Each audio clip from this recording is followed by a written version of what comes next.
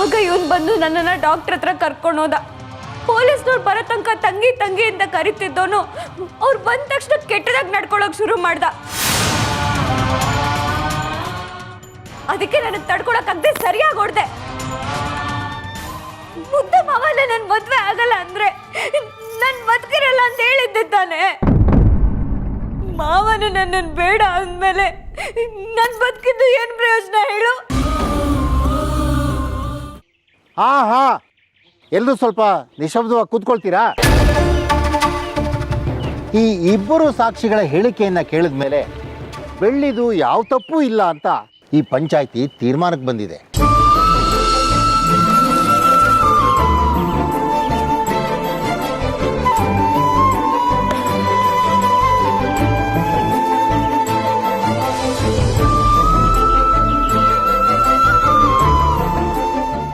ಅಷ್ಟೇ ಅಲ್ಲ, ಕದ್ರೇಶ ಪೊಲೀಸ್ ಸ್ಟೇಷನಿಂದ ಊರಿಗೆ ಬಂದ ಮೇಲೆ ನಾವೆಲ್ಲ ಮುಖಂಡರುಗಳು ಸೇರಿ ಅವಾಗೇನು ತೀರ್ಮಾನ ತಗೊಳ್ತೀವೋ ಆ ಶಿಕ್ಷೆನ ಅವನಿಗೆ ಕೊಡುತ್ತೆ.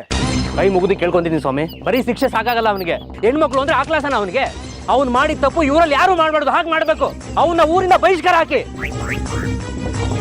ನಿಮ್ಮೆಲ್ರೂ ನಾನು ಕೇಳ್ಕೊಳ್ಳೋದೊಂದೇ, ಬೆಳ್ಳಿ ಮಗು ಥರ ಮನ್ಸಿರೋ ಹುಡುಗಿ. ಅವಳು ಈ ಊರಿಗೋಸ್ಕರ ದೇವಸ್ಥಾನದಲ್ಲಿ ಏನೇನೆಲ್ಲ ಬೇಡ್ಕೊಂಡು ಹೇಗೆಲ್ಲ ಸೇವೆ ಸಲ್ಲಿಸಿದಾಳೆ ಅಂತ ನಿಮಗೆ ಗೊತ್ತು. ಆದರೆ ಈಗ ಅವಳಿಗೆ ಸಮಸ್ಯೆ ಅಂತ ಬಂದಾಗ ನೀವುಗಳು ಅವಳ ಜೊತೆ ಇಲ್ದೇ ಇದ್ರೂ ಪರವಾಗಿಲ್ಲ, ದಯವಿಟ್ಟು ಅವಳ ಮನ್ಸಿಗೆ ನೋವು ಕೊಡಬೇಡಿ. ನಿಮ್ಮ ಕೈ ಮುಗಿದು ಕೇಳ್ಕೊತೀನಿ. ಮಾವ,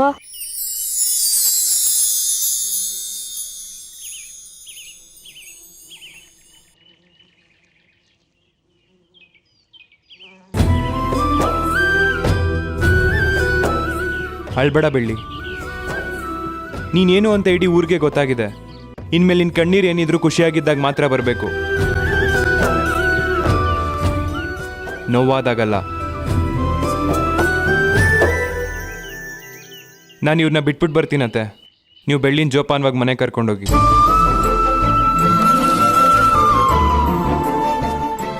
ಸರಿನಪ್ಪ.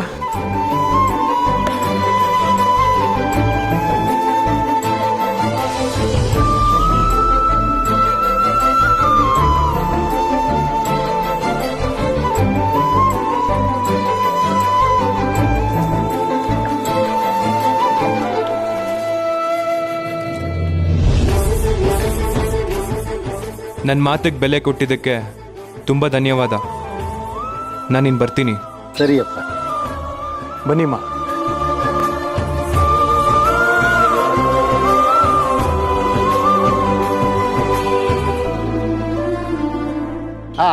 ಇನ್ನೇನ್ರಪ್ಪ, ಎಲ್ಲ ಮುಗೀತಲ್ಲ, ಹೇಳಿ ಇನ್ನ. ಸ್ವಾಮಿ, ಏನ್ ಎಲ್ರೂ ಮೇಲೆ ಎದ್ಬಿಟ್ರಿ?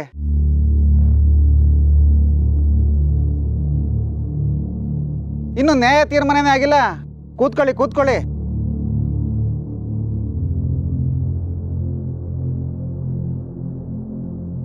ಅಲ್ಲ ಸ್ವಾಮಿ, ಕದ್ರೇಶ ಇಲ್ಲ ಅಂತ ಈ ತರ ಅನ್ಯಾಯ ಮಾಡೋದು ಸರಿ ಕಾಣಲ್ಲ. ಅದಕ್ಕೆ ಏನ್ ಮಾಡ್ಬೇಕು ಅಂತ್ಯಪ್ಪ ವೆಂಕಟೇಶ? ನೀವುಗಳು ಸರಿಯಾಗಿ ಯೋಚನೆ ಮಾಡಿ ನಿರ್ಧಾರ ತಗೋಬೇಕು ಅನ್ನೋದು ನನ್ನ ವಾದ.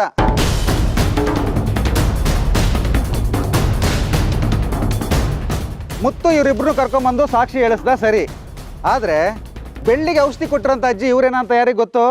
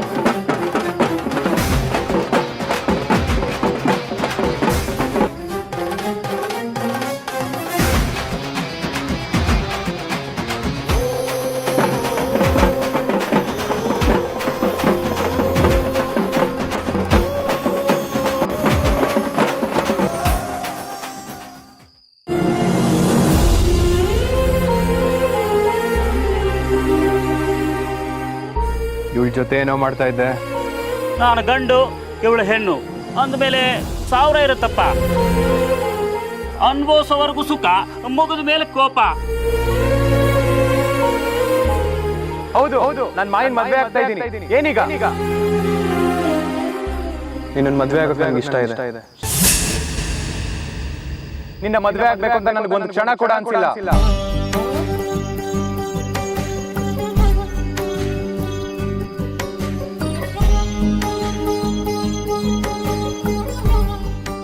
ಇವಳೆ ಕಣೆ ಮಾಡೋದೆಲ್ಲ ಮಾಡ್ಬಿಟ್ಟು ನಾನೇನು ತಪ್ಪೇ ಮಾಡಿಲ್ಲ ಅಂತ ದೇವ್ರ ಹತ್ರ ಸಾಬೀತ್ ಮಾಡಕ್ ಬಂದಿರೋದು.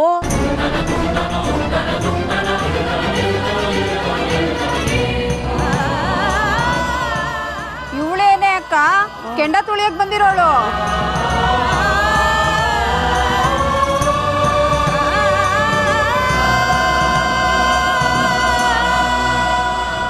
ಮೂರ್ಗೇಣುದ್ದವಳೆ ಬಾರಿ ಆಡ್ತಾಳೆ ಬಿಡು.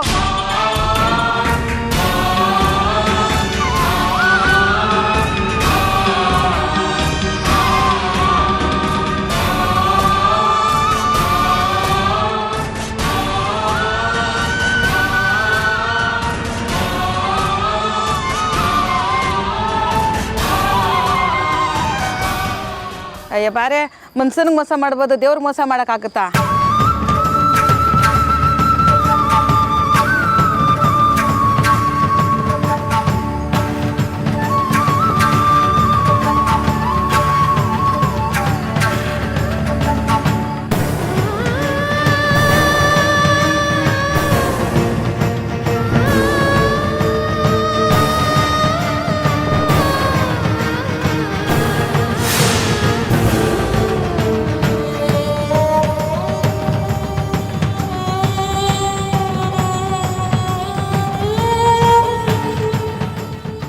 ಸುಳ್ಳೇಳಿ ಬೆಂಕಿಗಿಳಿದ್ರೆ ಸುಟ್ಟಿ ಭಸ್ಮ ಆಗೋಯ್ತಾಳೆ.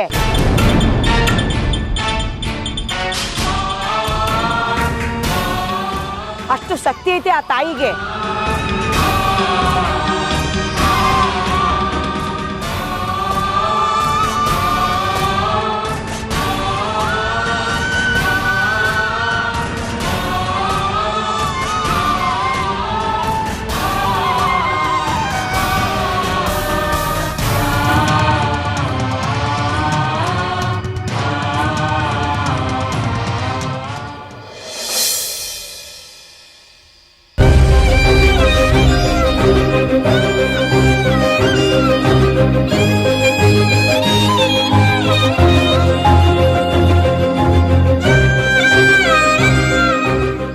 ಬೆಳ್ಳಿ ಏನಿದೆಲ್ಲ? ಯಾಕೆ ಈಗ ನಡ್ಕೋತಾ ಇದ್ಯಾ? ಜನರು 1000 ಮಾತಾಡ್ತಾರೆ ಅಂತ ನಾವು ಅದಕ್ಕೆಲ್ಲ ತಲೆ ಕೆಡ್ಸ್ಕೊಳಕ್ಕಾಗಲ್ಲ. ಅವ್ರನ್ನ ಮೆಚ್ತಾ ಹೋದ್ರೆ ಜೀವನ ಪೂರ್ತಿ ಈ ರೀತಿ ಕೆಲಸನ ಮಾಡ್ತಾನೆ ಇರ್ಬೇಕಾಗತ್ತೆ. ಜನರಿರೋದೇ ನಮ್ ಕಡೆ ಬೆಟ್ ಮಾಡಿ ತೋರಿಸೋದಕ್ಕೆ. ನಾವು ಅದಕ್ಕೆಲ್ಲ ತಲೆ ಕೆಡ್ಸ್ಕೋಬಾರ್ದು. ಮೊದ್ಲು ಮನೆಗೆ ಹೋಗೋಣ ನಡಿ ಬೆಳ್ಳಿ. ಅತ್ತೆ ನೀವಾದ್ರೂ ಹೇಳೋದಲ್ವಾ? ದೇವ್ರಗಳಿಗೂ ಪರೀಕ್ಷೆಗಳು ಎದುರಾಗಿತ್ತು. ಅಂಧ ಸೂರ್ಯದೇವನ್ಗೂ ಗ್ರಹಣ ಅನ್ನೋದಿದೆ. ಇನ್ನ ನಾವುಗಳು ಬರೀ ಮನುಷ್ಯರಷ್ಟೇ. ಕೇವಲ ಒಂದೇ ಒಂದು ಸನ್ನಿವೇಶ ನನ್ನ ಜೀವನನೇ ಪ್ರಶ್ನೆ ಮಾಡ್ತಿದೆ ಅಂದ್ರೆ ಅದು ತಪ್ಪು ಅಂತ ನಾನು ಸಾಬೀತು ಮಾಡಲೇಬೇಕು.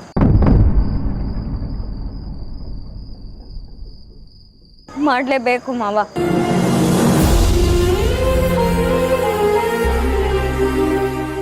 ಬೆಳ್ಳಿ ಬೆಳ್ಳಿ, ಎಲ್ಲ ನೋಡಕ್ ನಮಗೆ ಕಷ್ಟ ಆಗತ್ತೆ ಬೆಳ್ಳಿ. ದಯವಿಟ್ಟು ನಿಲ್ಲಿಸ್ಬಿಡು, ಕೈ ಮುಗಿತೀನಿ, ದಯವಿಟ್ಟು ನಿಲ್ಲಿಸ್ಬಿಡು ಬೆಳ್ಳಿ.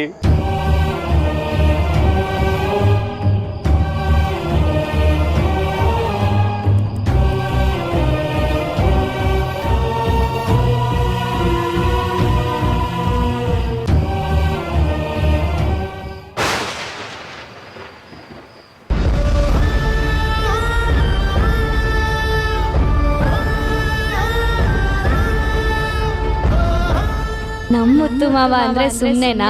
ನನ್ಗೋಸ್ಕರ ಅವ್ರ ಮೇಲೆ ಕೆಂಡನೆ ಕಾರ್ಬಿಟ್ರಲ್ಲ ಮಾವ. ನಿನಗೇನಾದ್ರೂ ಅದ್ರ ನೋಡ್ಕೊಂಡು ಸುಮ್ಮನೆ ಇರಕ್ಕಾಗತ್ತಾ? ಒಬ್ಬೊಬ್ರಿಗೂ ಚರ್ಮ ಸುಲ್ದು ಬಿಡ್ತೀನಿ. ದಿವ್ಸ ನಿನ್ ಕೈ ಅಡ್ಗೆ ತಿಂತಾನೆ ಇರ್ಬೇಕು ಅನ್ಸುತ್ತೆ. ಅಷ್ಟ್ ಚೆನ್ನಾಗಿ ಮಾಡ್ತೀಯ. ದಿವ್ಸ ನಿನ್ ಕೈ ಅಡ್ಗೆ ತಿನ್ನೋ ಅದೃಷ್ಟ ಯಾರಿಗಿದ್ಯೋ ಏನೋ.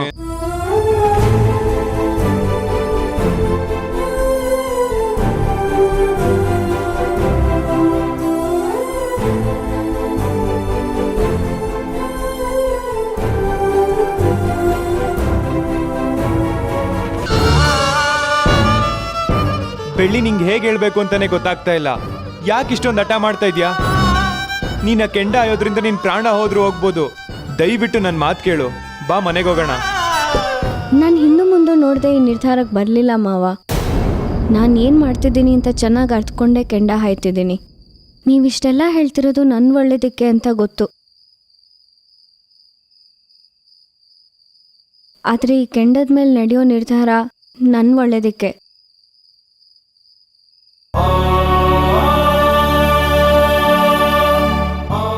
ಈ ನಿರ್ಧಾರನ ದೇವ್ರೇ ಬಂದು ಬೇಡ ಅಂದರೂ ನಾನು ಒಪ್ಪಲ್ಲ. ಇದರಲ್ಲಿ ಯಾರಿಗೂ ಯಾವ ಅನುಮಾನನೂ ಬೇಡ. ನಾನು ಕೆಂಡ ಹಾಯೋದು ನಿಶ್ಚಯ.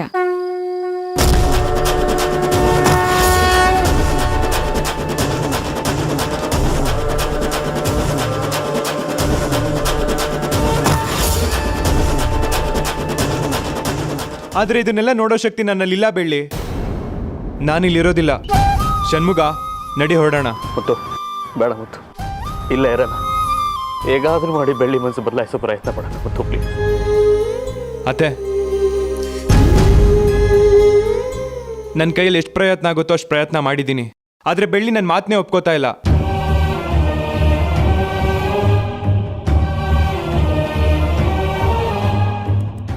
ಇವಳ ಮಾತುಗಳು, ಇವಳು ತಗೊಂಡಿರೋ ನಿರ್ಧಾರ, ಇವಳು ನಡ್ಕೊಳ್ತಿರೋ ರೀತಿ ನೋಡ್ತಿರೋ ನಂಗೆ ತುಂಬ ಭಯ ಆಗ್ತಿದೆ.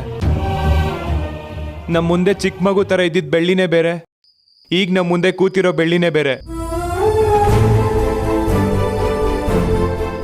ಮನ್ಸಿಗೆ ತುಂಬ ನೋವಾಗ್ತಿದೆ ಅತ್ತೆ.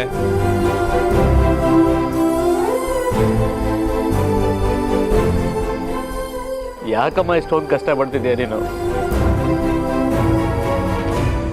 ಬೇಡ ಕಡೆ ಬೆಳ್ಳಿ. ಕಷ್ಟ ಪಡಲೇಬೇಕು ಅಂತ ಹುಟ್ಟಿರೋ ಜನ್ಮ ಅಣ್ಣ ಇದು.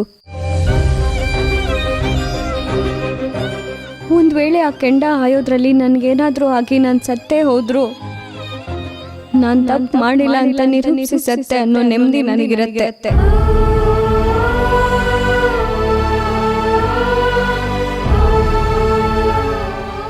ಅದನ್ನ ಕೆಂಡದ ಹಾಸಿಗೆ ಅಂತ ನೀವೆಲ್ಲರೂ ಅನ್ಕೊಂಡಿದ್ದೀರ.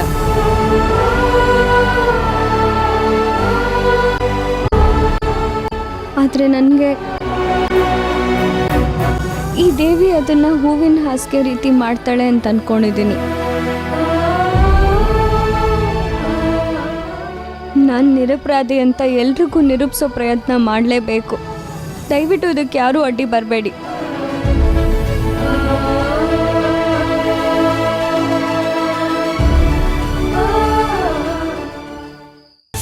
ಕದ್ರೇಶ್ ಅವರು ಬೇಲ್ ಕಾಪಿ ತಗೊಳ್ಳಿ sir.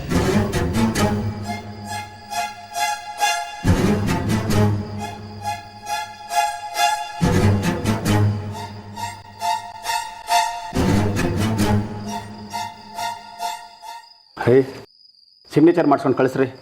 Open the door sir.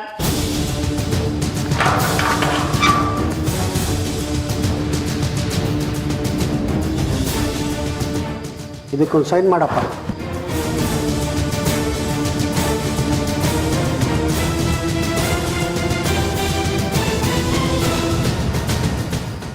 Lawyer ಸಾಹೇಬ್ರೆ, 500 ರೂಪಾಯಿ ನೋಟು ಅಪ್ಪ ಆದರೆ 2,000 ರೂಪಾಯಿ ನೋಟು ಅದರಪ್ಪ ಅಲ್ವಾ ಸರ್? ಬರ್ತೀನಿ ಸರ್. ಅಲ್ಲ, ಹೋಯ್ತೀನಿ ಸರ್. ಬರ್ತೀನಿ ಸರ್. ಬನ್ನಿ. ಏನಮ್ಮ ಬೆಳ್ಳಿ, ಕೆಂಡ ಹಾಯಕ್ಕೆ ರೆಡಿ ಇದೆಯಾ ಅಥವಾ ನಿರ್ಧಾರ ಏನಾದ್ರು ಬದಲಾವಣೆ ಇದೆಯಾ?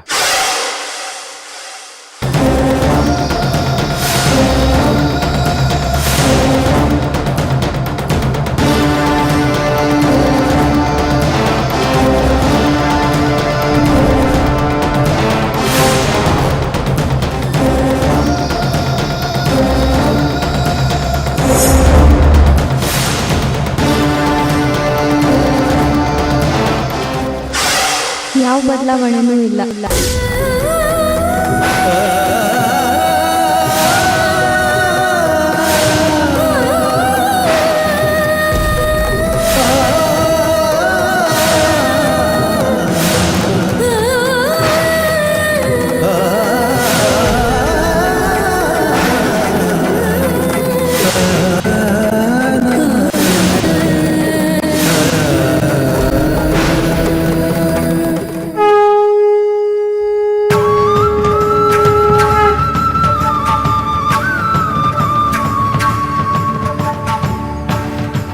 ಸರಿ ಆಯ್ತಮ್ಮ, ಪುರೋಹಿತ್ರೆ ಪೂಜೆ ಮಾಡಿ ಹೊಡಿರೋ ಟಮ್ಟನ.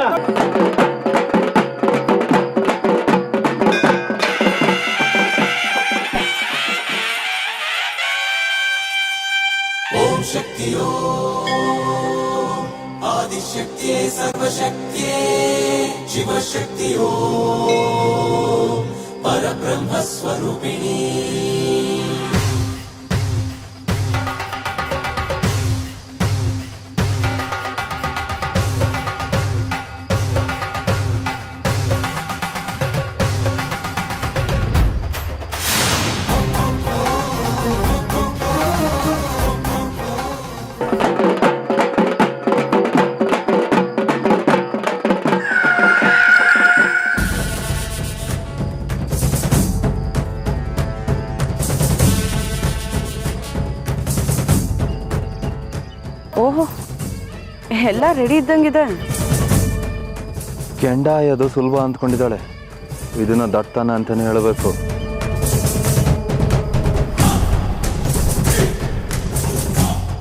ಕೆಂಡದ ಮೇಲೆ ಒಂದೊಂದೇ ಕಾಲಿಡ್ಲಿ ಬಿಲ್ವಿಲ್ಲ ಅಂತ ಒದ್ದಾಡಿ ಹೊಡೋಗ್ತಾಳೆ. ಮೊದಲು ನಾವೇ ಸೂಪರ್ಮನ್ ಅಂದ್ಕೊಳ್ಳೋರು, ಕೊನೆಯಲ್ಲಿ ಝೀರೋ ಆಗಿರೋನ ತುಂಬ ಜನ ನೋಡಿದ್ದೀನಿ. ದೇವರು ದಿಂಡ್ರು ಅಂತ ಇಲ್ಲಿ ತನಕ ಬಂದಿದ್ದಾಳಲ್ಲ, ಇವಳನ್ನ ನೋಡಿದ್ರೆ ನಂಗೆ ನಗು ಬರುತ್ತೆ. ಆ ದೇವರೇ ಪ್ರತ್ಯಕ್ಷ ಆಗಿ ಇವಳನ್ನ ಕಾಪಾಡ್ತಾಳೆ ಅಂದ್ಕೊಂಡಿದ್ದಾಳೆ.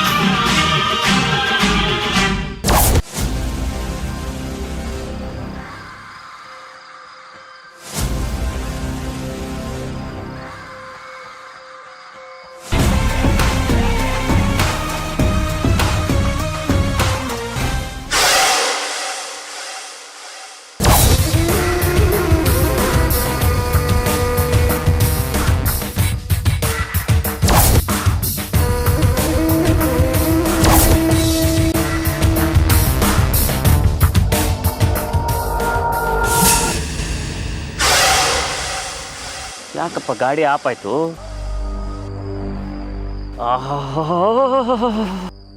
ಬೆಳ್ಳಿ ಮೂಡಿತು ಕೋಳಿ ಕೂಗಿತು, ಬೆಳ್ಳಿ ಮೂಡಿತು ಕೋಳಿ ಕೂಗಿತು.